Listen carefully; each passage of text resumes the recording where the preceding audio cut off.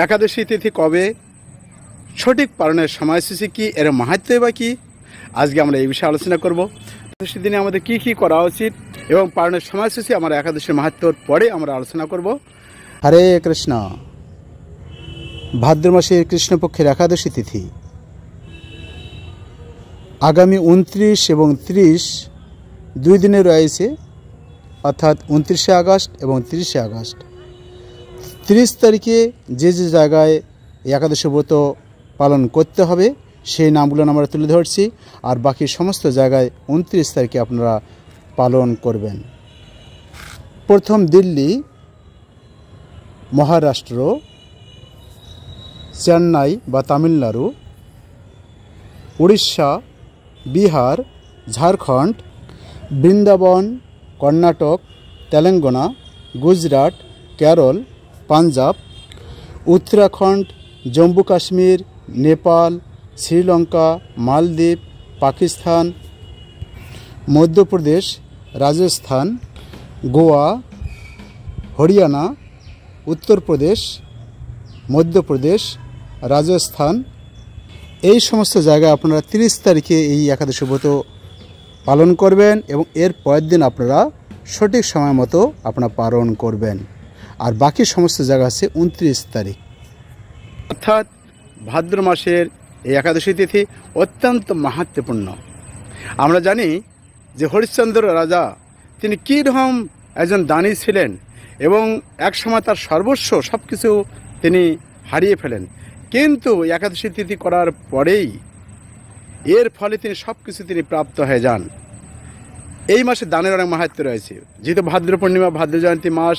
এই মাসে ভাগবতের দ্বাদশ স্কন্ধ 13 অধ্যায় 13 নম্বর শ্লোকে দিয়েছেন, অর্থাৎ এই ভাগবত পূর্ণিমা, ভাদ্র পূর্ণিমাতে যে কেউ যদি ভাগবত দান করে তাহলে কী হবে, পরম গতি, তিনি পরম গতি প্রাপ্ত হবেন, অর্থাৎ ভগবত ধাম তিনি গমন করবেন। তো এই মাসে অবশ্যই আমাদের যেন তেনভাবে আমরা নিজেরা ভাগবত গ্রন্থ অধ্যয়ন করব, অন্যদেরকে উৎসাহিত করব, যাতে অন্যদের প্রচার করতে পারি, আমরা তাদেরকে আমরা দিতে পারি।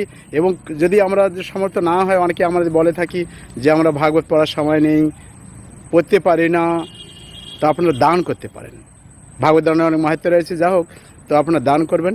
এবং একাদশী তিথি 8 থেকে 80 বছর কোনো সধবা, বিধবা, ছেলে মেয়ে, স্ত্রী পুত্র, ছোট বড় কোনো ভেদাভেদ নেই, সবারই জন্য একাদশী ব্রত উদযাপন করা আছে। কেননা এই একাদশী তিথি পঞ্চশস্যের মধ্যে পাপ থাকে, এই পাপটা অনেক অনেক পাপ দিয়ে গঠিত।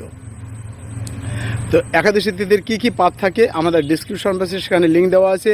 একাদশী তিথি কীভাবে আবির্ভূত হলেন, একাদশী বিষয়ে সমস্ত রকম প্রশ্নোত্তর ডিসক্রিপশন বক্সে লিঙ্ক দেওয়া আছে, আপনি দেখে নিতে পারবেন। তো একাদশী আগা দিন একাহার, অর্থাৎ যদি সম্ভব হয় 1 নম্বর একাদশী করতে গেলে একাদশী আগা দিন একাহার, একাদশী দিন নিরাহার, তারপর দিন একাহার। যদি সমর্থ হয় করবেন, যদি না হয় তাহলে একাদশী আগা দিন আপনারা অবশ্যই যারা আমিষভোজী তারা নিরামিষ খাবেন। একাদশীর দিন তো আপনারা উপবাস করবেন, তারপর দিনও অবশ্যই আপনি নিরামিষ খাবেন। এবং এই একাদশীর দিন যদি নিরাহার থাকতে পারেন খুব ভালো, না হলে জলাহার করবেন। তাতেও যদি অসমর্থ হয় তাহলে ফলাহার করবেন। এতেও যদি অসমর্থ হয় তাহলে আপনারা পঞ্চশস্য, অর্থাৎ ধান, জব, তিল, সরষা, মাছ, ডাল, এই কটিকে বাদ দিয়ে আপনারা প্রসাদ পেতে পারেন। অর্থাৎ আলু, পেঁপে, কাঁচকলা, বাদাম সেদ্ধ, বাগড়, ভিন্ন কিছু, পানি ফলের আটা, অনেক কিছু এখন খাওয়া যায়। তো যারা অসমর্থ যে প্রভু আর আমরা তো একাদশীর দিন আমরা না খেলে চলে না, ভিন্ন রোগ রয়েছে, না আপনারা খান, কিন্তু কমপক্ষে পঞ্চশস্য অর্থাৎ পাপের হাত থেকে আপনারা রক্ষা পান। এই জন্য পঞ্চশস্য বাদ দিয়ে আপনারা একাদশীর ব্রত আপনারা এই দিনে আপনারা একাদশীর যে প্রসাদ আপনারা পাবেন ভগবানকে অর্পণ করে। আর একাদশীর পালনের, অর্থাৎ পালনের সময় সঠিক সময় দেখে আপনারা পালন করবেন।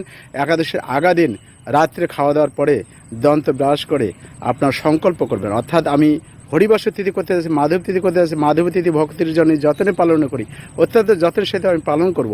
কীভাবে করব, ভরসা আমি প্রার্থনা সংকল্প করব, হে প্রভু, যে আমি এই দিনের জন্য এইগুলো করতে পারি, সকালে উঠতে পারি, মঙ্গলারতি করব, হরিনাম করব, ভাগবত শ্রবণ, কীর্তন, সাধুসঙ্গ, হরির সন্নিকটে সবসময় আমি কৃষ্ণ ভাবনা ভাবিত হয়ে আমি তার সাথে বাস করব। তো সংকল্প করবেন, সংকল্প মন্ত্র দেওয়া আছে এখানে। এবং একাদশীর পরের দিন আপনারা সঠিক সময় নিজ এলাকার আপনার পালনের সময় দেখে পালন করবেন। কেননা এক রাজ্যে এক রকম পালনের সময় দেওয়া আছে। তো আপনারা পালন সঠিক সময় দেখে পালন করবেন। পালনের সময় আপনার মন্ত্র উচ্চারণ করবেন, এখানে লিঙ্ক দেওয়া আছে, আপনি এই মন্ত্রটি উচ্চারণ করবেন। এবং অবশ্যই যদি সম্ভব হয় কোনো সাধু সজ্জন বৈষ্ণবকে ডেকে নিয়ে এসে তাকে প্রসাদ দিয়ে তারপর আপনারা প্রসাদ পাবেন। অর্থাৎ রাইস করতে পারেন, খিচুড়ি করতে পারেন, কিংবা জগন্নাথের চাল দিয়েও আপনি, নির্মাল্য দিয়েও আপনি পালন করতে পারেন। পালন মন্ত্র একাদশম নিরাহার ব্রতে নান কেশব প্রসীদ সম্মুখ নাথ জ্ঞান দৃষ্টি প্রদ ভব, এই মন্ত্র বলে আপনারা পালন করবেন। তা আসুন আমরা এখন একাদশীর মাহাত্ম্য কথা আমরা শ্রবণ করি। হরে কৃষ্ণ। অন্নদা একাদশীর মাহাত্ম্য। এই ভাদ্রবতী কৃষ্ণপক্ষে অন্নদা একাদশীর মাহাত্ম্য ব্রহ্মবৈবর্ত পুরাণে বর্ণনা করা হয়েছে। মহারাজ যুধিষ্ঠির বললেন, হে কৃষ্ণ, ভাদ্র মাসের কৃষ্ণপক্ষের একাদশীর নাম কি, তা শুনতে আমি অত্যন্ত আগ্রহী। শ্রীকৃষ্ণ বললেন, হে রাজন, আমি সবিস্তারে এই একাদশীর কথা বর্ণনা করছি, আপনি একাগ্র চিত্তে শ্রবণ করুন। ভাদ্রের কৃষ্ণপক্ষে একাদশীকে বলা হয় অন্নদা। এই তিথি সর্বপাপ বিনাশিনী। যিনি শ্রীহরির অর্চনে এই ব্রত পালন করেন তিনি সর্বপাপ মুক্ত হন। এমনকি এই ব্রতের নাম শ্রবণেই রাশি রাশি পাপ বিদূরিত হয়ে যায়। এই ব্রত প্রসঙ্গে একটি পৌরাণিক ইতিহাস রয়েছে। প্রাচীনকালে হরিশ্চন্দ্র নামে এক নিষ্ঠাপরায়ণ সত্যবাদী চক্রবর্তী রাজা ছিলেন। পূর্ব কর্মফল ও প্রতিজ্ঞার সত্যতা রক্ষায় তিনি রাজ্যভ্রষ্ট হন। অবস্থা এমন হলো যে তিনি নিজের স্ত্রী, পুত্র এবং অবশেষে নিজেকেও পর্যন্ত বিক্রি করতে বাধ্য হলেন। হে রাজেন্দ্র, এই পুণ্যবান রাজা চণ্ডালের দাসত্ব স্বীকার করেও সত্য রক্ষার্থে দৃঢ়নিষ্ঠা প্রদর্শন করেছিলেন। তিনি শ্মশানে মৃত ব্যক্তির বস্ত্র কর রূপে গ্রহণ করতেন। এইভাবে তার বহু বছর কেটে গেল। দুঃখ সাগরে নিমজ্জিত হয়ে কি করি, কোথায় যাই, কিভাবে এই দুর্দশা থেকে উদ্ধার পাই, এই চিন্তায় তিনি দিনরাত্রি বিভোর হলেন। এমন সময় দৈবক্রমে পর দুঃখী গৌতম ঋষি রাজার কাছে এলেন। রাজা মুনিকে দর্শন করে ভক্তিভরে প্রণাম করলেন। করজোড়ে তার সামনে দাঁড়িয়ে একে একে নিজের সমস্ত কথা জানালেন। রাজা দুঃখের কথা শুনে মুনিবর বিষণ্ণাপন্ন হলেন। অত্যন্ত ব্যথিত হয়ে তিনি বললেন, হে রাজন, ভাদ্র মাসে কৃষ্ণপক্ষের একাদশী অন্নদা নামে জগতে প্রসিদ্ধ। আপনি এই ব্রত পালন করুন। এই ব্রত প্রভাবে আপনার সমস্ত পাপের বিনাশ হবে। আপনার ভাগ্যবশত আগামী 7 দিন পরেই এই তিথির আবির্ভাব হবে। এই দিন উপবাস থেকে রাত্রি জাগরণ করবেন। এইভাবে ব্রত উদযাপনে আপনার সমস্ত পাপ ক্ষয় হবে।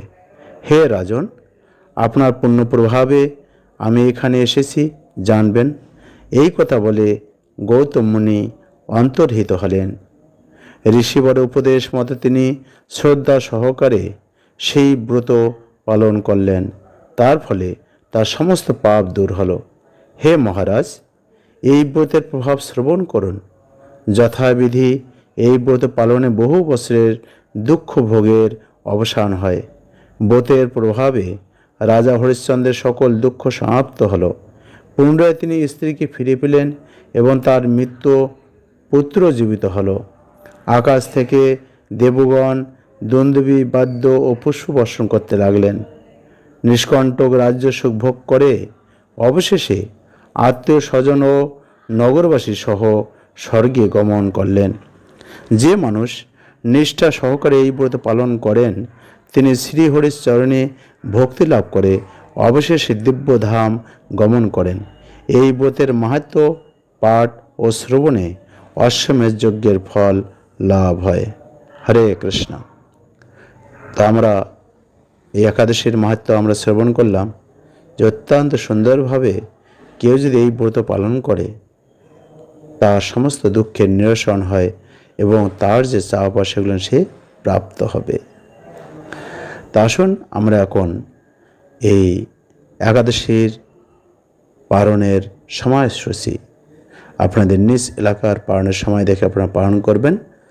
তো আমাদের বাংলাদেশ তথা ভারতের সমস্ত জায়গার পালনের সময়সূচি আমরা এখন প্রদান করছি। অন্নদা একাদশী পালনের সময়সূচি: বাংলাদেশ 8টা 21 থেকে 9টা 46, পশ্চিমবঙ্গ 7টা 51 থেকে 9টা 30, দিল্লি 5টা 59 থেকে 10টা 14, মুম্বাই 6টা 23 থেকে 10টা 33, পুনে 6টা 19 থেকে 10টা 29, নাগপুর 5টা 57 থেকে 10টা 8, তামিলনাড়ু 5টা 57 থেকে 10টা 5, উড়িষ্যা 5টা 30 থেকে 9টা 41-এর মধ্যে, বিহার 5টা 29 থেকে 9টা 42, ঝাড়খণ্ড 5টা 30 থেকে 9টা 42, শিলং মেঘালয় 7টা 51 থেকে 9টা 15, আসাম 7টা 51 থেকে 9টা 16, মণিপুর 7টা 51 থেকে 9টা 8, মিজোরাম 7টা 51 থেকে 9টা 12, সিকিম 7টা 51 থেকে 9টা 28, বৃন্দাবন 5টা 57 থেকে 10টা 12, কর্ণাটক 6টা 8 থেকে 10টা 16,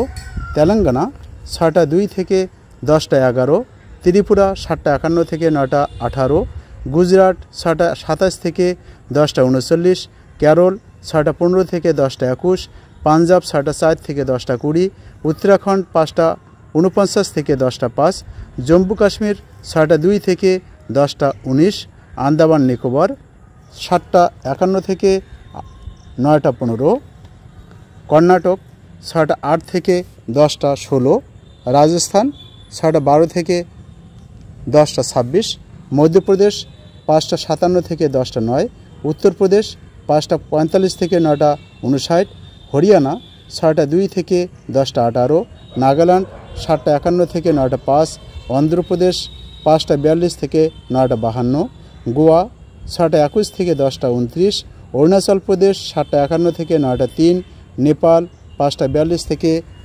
9টা 56, ভুটান 8টা 21 থেকে 9টা 54, শ্রীলঙ্কা 6টা 3 থেকে 10টা 8, মালদ্বীপ 6টা থেকে 10টা 4, মায়ানমার 9টা 52 থেকে 11টা 1-এর মধ্যে, পাকিস্তান 5টা 41 থেকে 9টা 58, মালয়েশিয়া 10টা 21 থেকে 11টা 12, সিঙ্গাপুর 10টা 21 থেকে 11টা 3-এর মধ্যে আপনারা সঠিক সময় আপনারা পালন করবেন। হরে কৃষ্ণ। পালন করতে গেলে অবশ্যই যেন পঞ্চশস্য দিয়ে পালন করা হয়, এবং অর্থাৎ একাদশী যেহেতু আপনারা পঞ্চশস্য অর্থাৎ ধান, জব, তিল, সরিষা, মাছ, ডাল এগুলো পাননি, এটি যে কোনো দানা দিয়েও আপনি পালন করতে পারেন, নাহলে জগন্নাথের নির্মাল্য, জগন্নাথের প্রসাদ দিয়েও আপনি পালন করতে পারেন। শেয়ার করে তাদেরকে জানার সুযোগ করে দিবেন। একাদশী যাতে অন্যরা করতে পারে অন্যদেরকে উৎসাহিত করবেন। আর এই দিন কমপক্ষে আমাদের ভক্তি যে 5টি অঙ্গ, সাধুসঙ্গ, নাম সংকীর্তন, ভাগবত শ্রবণ, মথুরামণ্ডলে বাস, বিগ্রহ অর্চন এগুলো করা উচিত। তো কমপক্ষে আপনার হরিনাম করবেন, বেশি করে অধিক সংখ্যক হরিনাম করবেন। পারতপক্ষে নিঃসন্দেহে ভগবানের চরণে 108 তুলসীপত্র অর্পণ করতে পারেন, বেশি বেশি হরিনাম করবেন, আর অন্যদেরকে উৎসাহিত করবেন তারাও যাতে এটি করতে পারে। অনেকে জানে না, অনেকে একাদশীর দিন আটাদশী করে, অর্থাৎ আটা, লুচি, পুরি অন্য কিছু খেয়ে থাকে, কিন্তু তারা যাতে এটি করতে না পারে। তো এই জন্য সবাইকে সচেতন করবেন, আপনি নিজেরা জানুন এবং অন্যদেরকে উৎসাহিত করবেন। আর কোনো কিছু প্রশ্ন মন্তব্য থাকলে আপনার কমেন্ট বক্সে আপনারা মেসেজ করবেন, না হলে আপনার হোয়াটসঅ্যাপ নাম্বার 74070041 এই নাম্বার আপনারা মেসেজ করতে পারেন। হরে কৃষ্ণ।